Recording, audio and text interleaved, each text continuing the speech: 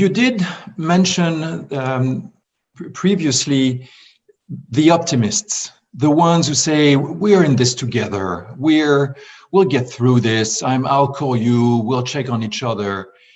And when we prepared, you said, I'd rather be a realistic optimist than an optimist, because usually optimists die first.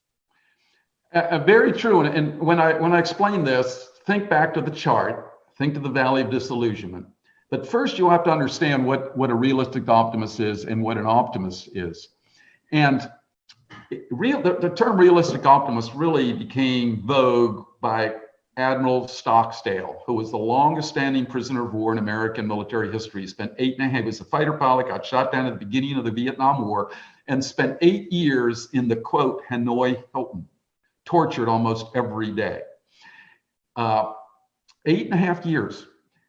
He then became a politician and a businessman and very successful. And so he was being interviewed by Jim Collins, who was a business professor at Stanford University and wrote the book Good to Great. And they were interviewing Admiral Stockdale about how you could go from good to great, and how he did it, how he made it in that prisoner of war facility, came out and built such a famous career, a successful career. They're walking across the campus of Stanford, Collins, Stockdale.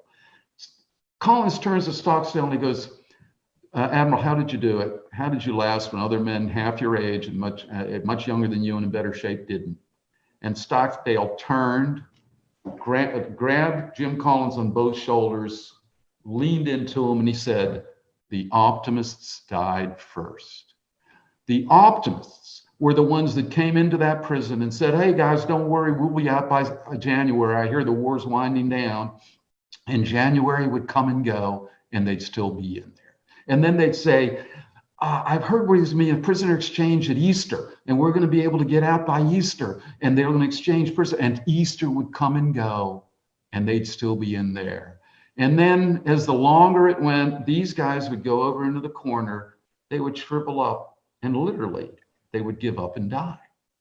Collins went in there and he said to himself, not Collins, Stockdale, and he said to himself, I don't know how long I'm going to be in here, but it could be a long time. I don't know how it's going to go, but I know it's going to be tough.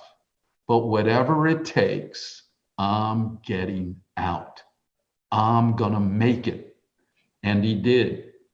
That's how you got to be with this coronavirus, this pandemic. You can't think it's going to be over tomorrow. You can't think that everybody's going to come back. You don't know. But you've got to keep saying to yourself, I'm going to make it. Whatever it takes, I know there will be opportunity and there will be people that survive and benefit, and I'm going to be one of those. So that's the concept of a realistic optimist. And it's quite frankly, what we need to be in order to be successful, because the optimists invariably do die first. If I may, I would like to touch on a very personal point in your life, and that has led to you opening up a mental health foundation in the name of your brother. I know brothers and sisters, siblings can be as different as blonde, brunette, whatever, and sometimes we have the same father, the same mother, and very different destinies. In your case, you fill the space with energy, with positivity, and your brother unfortunately incurred some very severe mental health and finally succumbed of this. Would you tell us that story and how you were compelled to create your foundation, Health Foundation? Certainly, because quite frankly, that is my it's my crusade. It's my chosen cause. My brother John, my oldest brother, the oldest brother of 4 boys and a girl, was by far the most talented one of the family.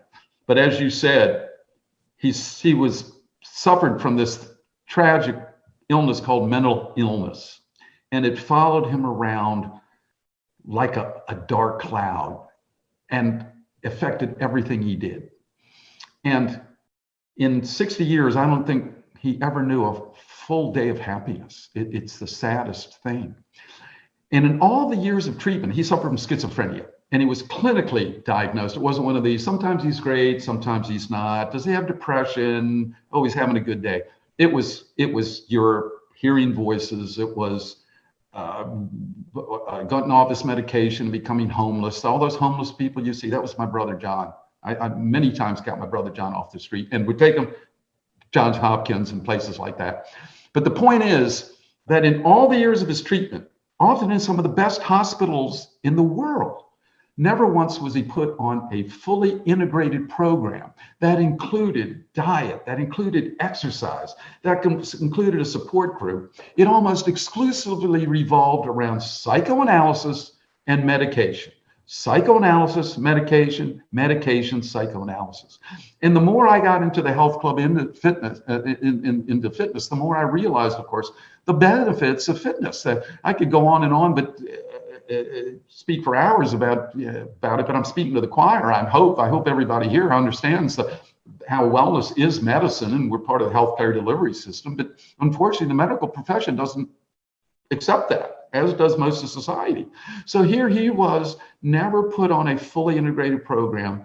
And what he was given to help him ended up killing him, which was the medication. And it just wears you down, it burns you out, and it overwhelms your system. And it's like anything else. If you do things for the body instead of the body doing it for themselves, like walking, like thinking, like using strength training, your body de-evolves and you reduce your resilience instead of increasing your resilience. And he had no resilience. He did not have the ability to come back from life's challenges. And when he passed, and it was sad how he passed, I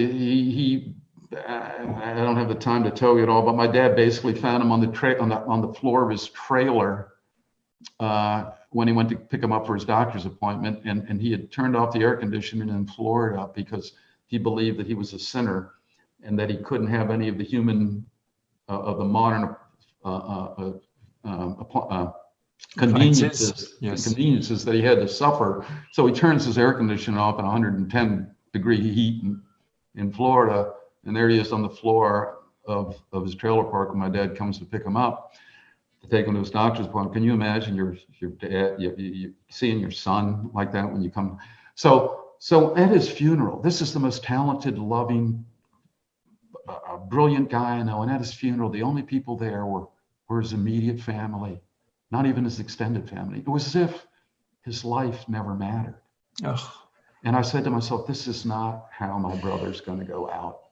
And I'm going to do something to help others that are facing the same challenges and the same hardships, not just the ones suffering from schizophrenia or mental health issues, but the whole support system that suffers from this terrible disease.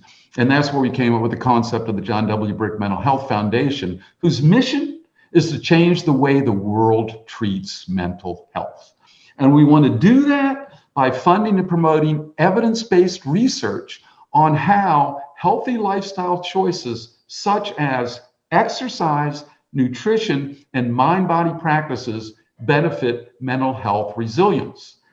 We believe that we look at mental health as a continuum. And on the one end is a 10, let's call it a 10. It's happiness and it's joy, and it's where hopefully 9s and 10s is where most of us are most of the time.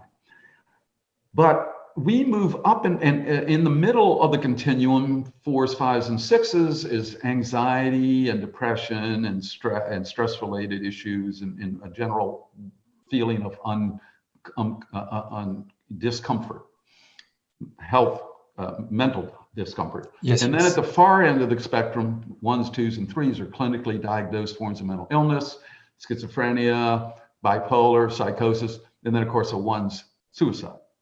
We move up and down this continuum based on two things: our